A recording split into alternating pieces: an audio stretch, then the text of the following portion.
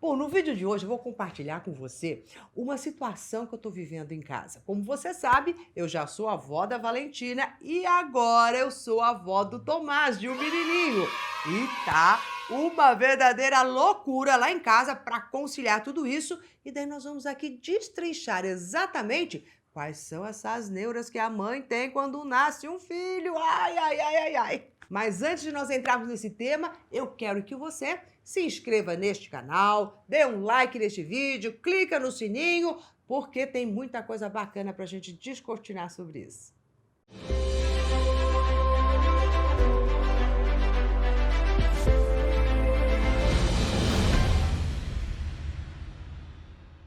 Bom, eu estou gravando esse vídeo e exatamente quando faz 20 dias que o Tomás, né, veio para nossa família. Né? Então faz 20 dias que eu sou vovó de um homenzinho, né? Eu falo isso porque eu sou mãe de duas filhas, então tá tudo muito novo, tudo isso. E muito gostoso também. Mas eu ando conversando muito com a minha filha Lara, porque ela tá com dois bebês, porque a Valentina tem 1 ano e 8 meses e já o Tomás aqui que nasceu. Então você imagina a confusão que não tá na casa da minha filha, a confusão que não tá aqui entre nós e a maior confusão é o que tá na cabecinha dela. E o que tá na cabecinha dela é o que tá na cabecinha de muitas mães que vivem esta situação. E é disso que nós vamos falar, porque eu tenho conversado muito com ela sobre isso, clareando, aliviando essa culpa, porque ô culpa danada que as mães carregam. Não, nasce o bebezinho, nasce a culpa na mãe, é uma coisa incrível. E elas vão aumentando, aumentando dessa culpa. Bom, quando você tem o primeiro filho, a gente sabe a expectativa que os pais têm em relação ao primeiro filho. É aquela alegria, tudo é novo para os pais, parece que é mais festas e tudo mais. Quando nasce o segundo filho, toda essa expectativa não é assim tão grande, porque os pais já experienciaram aquilo. Isso não significa que eles não têm, que eles têm mais amor ou menos amor. Não tem a ver com amor. Tem a ver com que você já sabe o que é. Então você já sabe os movimentos da barriga, você já sabe o que vai acontecer logo nos primeiros dias, já é tudo mais conhecido para esses pais. Mas a sensação que pode parecer para estes pais é: nossa, eu não estou dando atenção para o meu segundo filho como eu dei para a minha primeira filha. E essa é a primeira neura. Essa neura de achar que não que está amando mais ou menos, mas que não está dando para um mesmo que deu para o outro. Só que não dá para dar. O primeiro filho, ele vai trazer esse troféu, sim, de ser o desbravador daquela família, de todas as atenções de estarem ali com ele e de tudo ser novo para os pais. Então vai ter aparentemente uma atenção voltada maior. Já o segundo filho, por consequência também, tem uma coisa muito bacana que ele está recebendo dos pais, que é a serenidade. O agito, a ansiedade de um pai novo é muito grande e a criança recebe tudo isso. Já o segundo já encontra aqueles pais mais tranquilos. Então, essa serenidade com que a gente abraça o segundo filho, ela é extremamente importante para este ser. E a mãe não deve se culpar ou começar a achar que não está dando para este um o que deu para o outro. Não dá para dar. Esse sentimento de igualdade, de justiça, né, que os pais às vezes querem dar tudo para os filhos igualmente, não é assim. Você deu para um o que estava naquele momento na sua condição e que era pertencente a ele. E você vai dar para o outro o que é dele naquele momento que é pertencente a ele. Essa sabedoria, esse conhecimento alivia o coração. E isso a gente estava conversando muito, que a Lara falou assim: nossa, realmente, eu estou muito mais serena, eu estou muito mais, né, não fico naquela aflição, naquela agonia, o que vai acontecer ou não. Eu falei, pronto. Então, olha só, né, todo este movimento. Então, isso eu quero que vocês tirem essa neura de estou dando mais atenção para um do que para outro. Mas daí também vem o segundo passo, né? E as conversas lá em casa não pararam por aí, as dificuldades também não. Como é que a gente lida com os ciúmes dessa nenenzinha que está aqui vendo o irmãozinho chegar?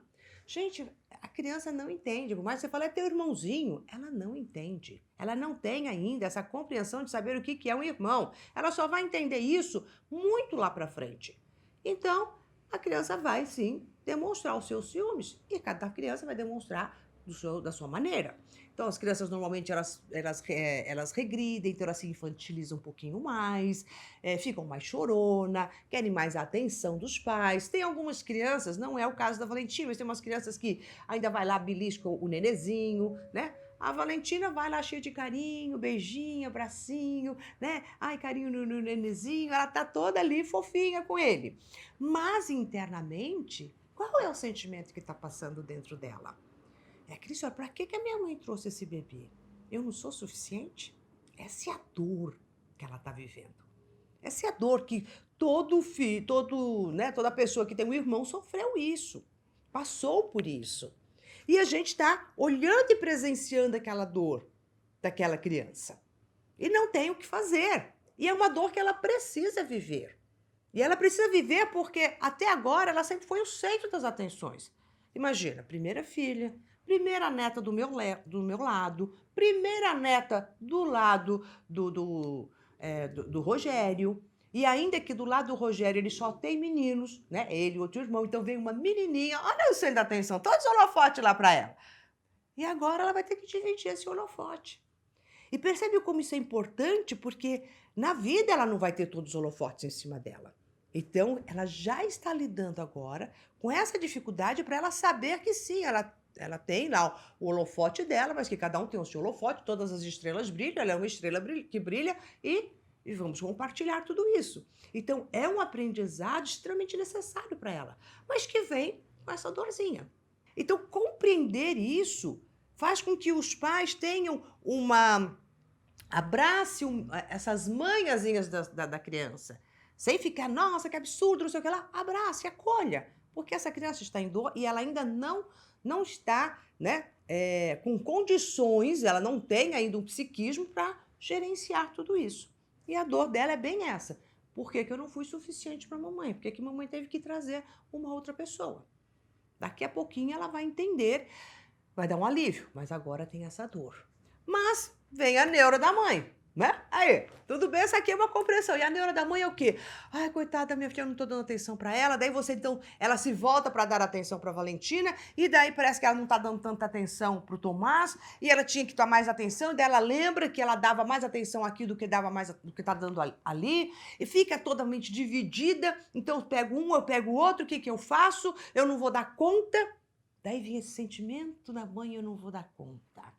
É como se fossem muitas atribuições e que ela não vai dar conta de tudo isso.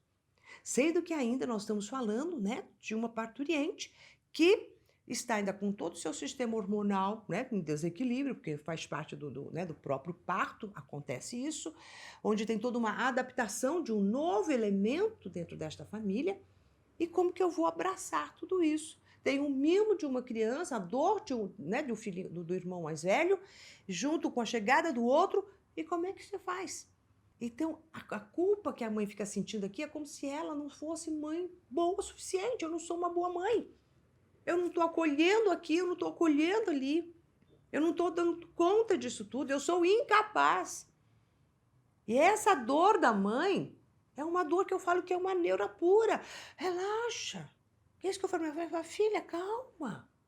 Fica tranquila. Essa dor que a Valentina está vivendo, ela precisa para o crescimento e evolução dela. E nós vamos o quê? Estar aqui acolhendo. E o menininho está vindo aqui, ele tem o espaço dele, olha o quartinho dele, as coisas, tem tudo aqui. E você vai se dividir um pouco aqui, outro pouco acolá. Para isso existe um pai para te ajudar, para isso existem as avós para ajudar, para isso existem as babás também para estar ali ajudando. Quer dizer, você tem ainda várias mãos para te ajudar. Né? Nesse sentido de, deixa eu ficar um pouquinho com ela com essa daqui, daí você fica ali e daí vai se dividindo. Então a mãe, ela passa por umas neuras assim de incompetência, de não vou dar conta. E ao mesmo tempo, uma coisa assim que eu achei muito bacana isso que a Lara falou, né? Que ela estava lá segurando o Tomás, e ela falou assim, mãe, essa história de que a gente não ama mais um filho do que o outro é verdade. Eu não consigo olhar para ele e dizer que eu amo mais outro do que esse daqui. Como é que pode a gente amar mais de um? Sabe aquela história que os filhos, né, sempre acham, ah, mamãe ama mais esse, ama aquele. Não, quanto mais a gente ama, mais a gente ama. O amor é como um fermento que vai crescendo. Então, nós somos capazes, sim, de amar um filho, 2 filhos, 10 filhos, sobrinhos, netos, amigos, todas as pessoas. E quanto mais você está nessa vibração do amor, você vai vendo que seu coração vai crescendo e vai conseguindo amar. E ela conseguiu também perceber isso. Porque às vezes os pais, eles sentem tanto amor por um primeiro filho que eles ficam assim, eu já ouvi isso, de falar assim, nossa, eu não vou conseguir amar o segundo como eu vou amar o primeiro. É impossível amar deste jeito uma outra pessoa. Só é essa pessoa. E daí eles sentem este alívio, né? Quando eles percebem que não. Mas alguns deles ficam tão cismados com isso que começa depois a querer, por uma culpa de pensar que pode amar mais um do que o outro, abrir concessões muito grandes para um segundo. E aí que a gente começa a agir de uma forma injusta, não por uma coisa lógica, mas uma injustiça de automaticamente, inconscientemente, se dar mais para um, porque se acredita que se tem menos amor para aquele um. E aí entra numa neura perigosíssima, onde os pais nem percebem, até que eles chegam à condição de falar, pera lá, eu amo os dois igual. São diferentes, são pessoas diferentes, são seres diferentes, mas e daí? A gente tem que amar sempre a mesma coisa, as mesmas pessoas e do mesmo jeito? Você tem que amar sempre só o rosa? Você não pode amar o rosa, o verde, o vermelho, o amarelo, todas as cores? Então você pode dizer que uma cor fica melhor na sua pele, uma afinidade daquela cor com a sua pele, mas é só uma afinidade. Como às vezes você pode ter mais afinidade com uma pessoa porque vocês têm, né, algo ali mais semelhante, mas não que você goste mais ou menos só por causa disso. E às vezes as pessoas confundem afinidade com amor. Mas agora, nesse primeiro momento, onde estão ali as duas crianças, os dois bebês, ainda não se tem essa questão dessa afinidade ainda. Isso é mais quando vão crescendo que você vai podendo perceber. Mas fica ali aquela neura também. Gosto mais de um ou gosto menos da outra? Então, olha só o conflito, né, que a pessoa vai vivendo. E é este conflito que eu estou vivendo esses dias junto com a Lari, que eu quis compartilhar aqui com você. Porque eu sei que tem muitas mães que vivem isso. Não, eu sei até porque dentro do consultório, quando eu estava atendendo, também recebia. E eu teve uma vez que eu recebi uma mãe que ela estava também, uns um mês mais ou menos, e ela estava aos prantos. E ela dizia assim, eu não consigo amar meu filho. Eu falei assim, porque eu tenho raiva, eu não tenho paciência de ficar amamentando, eu não tenho paciência de ficar as noites acordada, eu fico com raiva. Como é que eu posso ter raiva de um bebê? Pode. Não é que você tem raiva do bebê, mas tem algumas mães e tem algumas mulheres que não têm essa paciência imensa para ficar amamentando meses a fio e horas, que não tem essa paciência. Que se irritam, não com o bebê, mas com essa rotina. E poder fazer essa separação de que não é que você não ama o seu filho, mas que você é uma pessoa e que pode gostar de umas coisas e não gostar de outras. E quem diz que todas as mães têm que amar dar de mamar? Você pode dar porque você sabe que é bom para o filho e você então vai fazer essa doação. Mas tem umas que realmente gostam e tem outras que não gostam. Isso não significa que ela é uma mãe má. E essa é outra neura que fica na cabeça das pessoas. Porque elas ficam o tempo inteiro falando assim, nossa, eu sou uma mãe má. Como é que eu posso sentir isso? Como é que eu não posso ter paciência? Gente, um bebê pequeno não dorme nem de dia nem de noite direito. Essa mãe, ela não consegue dormir 3 horas seguidas. Só isso já deixa a pessoa fora do eixo. Fique você, mesmo sem nenhuma criança, por vários dias, a cada 3 horas acordando. E não é que acorda e já volta a dormir, não. Acorda, fica umas 2 horas quando você tem que dar de mamar, trocar, fazer arrotar. Vai umas 2 horas para você deitar. E depois, na hora que você deita, dali, no máximo 2 horas, já tem que levantar de novo. Isso durante um período, é lógico que é um período que todas as mulheres, todas as mães, todas as famílias passam por isso. Mas você que está passando, você tem que ser tolerante com você. Daí vai te trazer uma irritação? Lógico. E essa irritabilidade, ela é natural, normal ali. Isso não significa que você está sendo uma mãe má. Isso não significa que você simplesmente não está amando seu filho, que você não vai ser uma boa mãe. Só porque você está com este tipo de sentimentos. Naquele momento não é do teu filho, é dessa relação. E isso tudo estava conversando com a Lara. E daí também tem uma coisa muito interessante, né? De você perceber que cada mãe tem uma qualidade, uma característica. E que perceber qual é a sua característica, que este é o seu bom que você vai dar para o seu filho. E de repente tem outras características que outras mães têm, mas que você não tem e que está tudo bem. Então tem aquelas mães que adoram brincar com os filhos e fica horas e horas brincando. Tem aquelas outras mães que não gostam de brincar, não vê prazer nisso, mas elas dão atenção e ficam com os filhos de uma outra maneira, de um outro jeito. Então, cada um é um. Agora vai colocar assim, boa mãe é aquela que brinca com o filho? Que isso? Simplesmente ou você gosta ou não gosta daquilo. Então, esse livrinho, né, que tem na cabeça de uma mulher, de que significa ser uma boa mãe, ele tem que ser rasgado antes dessa criança nascer. Porque você vai começar a aprender que tipo de mãe você é, como que você interage com o seu filho. Sem ficar com esse monte de rótulos que você tinha que fazer isso ou aquele outro. Sem ficar escutando também, né, os mexericos que ficam, ai, faz isso, faz aquele outro. Esquece. Não escuta nada, sente teu coração e faz aquilo que você tem vontade de fazer. Imagine que você estivesse, né, naquelas tribos indígenas ou então num lugar onde não existisse nada. Você teve o seu filho e não existe ninguém, nem nada, nenhum referencial. O próprio instinto faz você cuidar do seu filho. Só que hoje a gente tem tantas coisas que dizem o que é e o que não é, que o instinto materno mesmo fica abafado. Então, de trazer, sabe? É a sua cria, é seu filho. Qual o jeito que você vai querer tratá-lo? Qual o jeito que você vai querer estabelecer uma relação? Isso é uma relação única sua com ele. Ninguém tem que ficar dizendo o que tem que fazer ou deixar de fazer, e você não tem que ficar se preocupando também, nem no que dizem, nem no que você pensa que poderão pensar.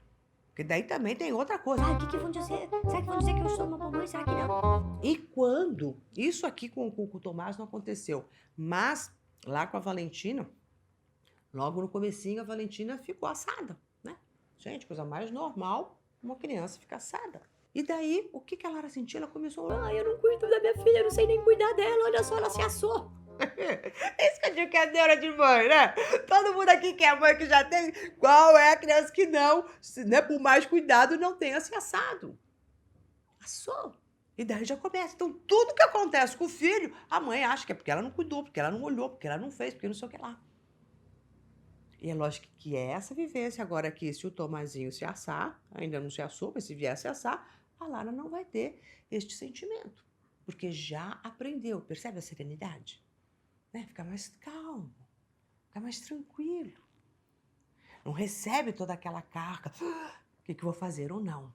Então, são tantas neuras que acontecem na cabeça de uma mulher quando ela tem um filho, que é uma coisa assim de doido. Né? E que faz com que a pessoa entre num sofrimento, e um sofrimento que não leva ninguém a lugar nenhum e que não faz o menor sentido. Então, isso tudo precisa ser, às vezes, trabalhado dentro de si. E hoje ainda tem o quê? Tem os papais, né? Que os papais, eles estão muito mais atuantes do que na minha época. Né? Na minha época, ser mãe e ter um nenezinho e cuidar dele era da competência da mulher. O homem tinha outras funções. Na minha época era assim. Então, sei lá, né, os pais da minha filha nunca trocaram uma fralda delas. E estava tudo bem. Não tinha aquela coisa de, nossa, não tá legal isso aqui. Hoje os homens são mais ativos, mais participativos, isso é muito bom. Então também você tem um outro contexto de distribuir essas tarefas. Mas mesmo assim, o peso maior fica em cima da mamãe. Né? Fica em cima da mulher, que fica ainda por causa dessa força arquetípica que sou eu, que tenho que cuidar, que fazer, que realizar. Enquanto que você tem várias mãos, como eu disse, né? Para cuidar também. Lógico que a força maior de cuidado é dessa mãe. E a energia que acampa esse filho é dessa mãe. Mas você tem outras ajudas. E o meu genro, diga-se de passagem, que paizão, viu? Nossa, de tirar chapéu. né? De deixar toda mulher assim encantada, porque as mulheres ficam encantadas quando vê um pai cuidando de uma criança do jeito que ele cuida, do jeito que ele brinca, do jeito que ele, sabe, alivia todo esse, né, todo esse estresse. É muito bonito. Então, para todos vocês, papais, que também estão partilhando este momento da maternidade, do nascimento, com esse envolvimento, parabéns para vocês, viu? Porque vocês estão abraçando este ser que vem no leito da família de vocês, os dois juntos. Sem aquelas coisas também que tinha na minha época. Isso é de homem, isso é de mulher. Isso é função de um, isso é função de outro. Não, os dois aqui abraçam essa função. Os dois abraçam este filho. Bom, foram essas as nossas conversinhas entre eu e Lara esses dias, né? Aliviei o coraçãozinho dela, assim como eu também quero aliviar o seu coração, para que você realmente respire profundamente se você está vivendo isso e fala: nossa, eu tenho condições, eu tenho toda a capacidade de cuidar e de criar este meu filho da sua maneira. E essas neurazinhas que vai aparecendo aí, ó, joga elas para lá e fala: opa, peraí, isso é besteira. Não vou ficar aqui tumultuando a minha mente, nem mudando a minha vibração por causa disso, não. Né? Então, vai, aceite ajuda. Né? Se você pode ter ajuda de algumas pessoas, aceite, porque tem algumas mães, não é o caso da Lara, mas tem algumas mães que não confiam em babá, que não confiam em amigos, que não confiam em avós, não confiam em ninguém para cuidar dos filhos, acha que só elas que têm que cuidar, só elas sabem trocar, só elas, sabe? E daí você cria um peso maior para você. Então, também deixa essa neurazinha de lado aí de que só você sabe cuidar. Tem uma parte que é sua, mas você pode contar com essas ajudas, sim. Isso facilita estes momentos. Né? Então, sem ficar com essa neura de que eu não posso confiar nas pessoas, que ninguém cuidaria tão bem quanto você. Cuida sim, tá? Cuida tão bem essa questão de cuidar dessa forma.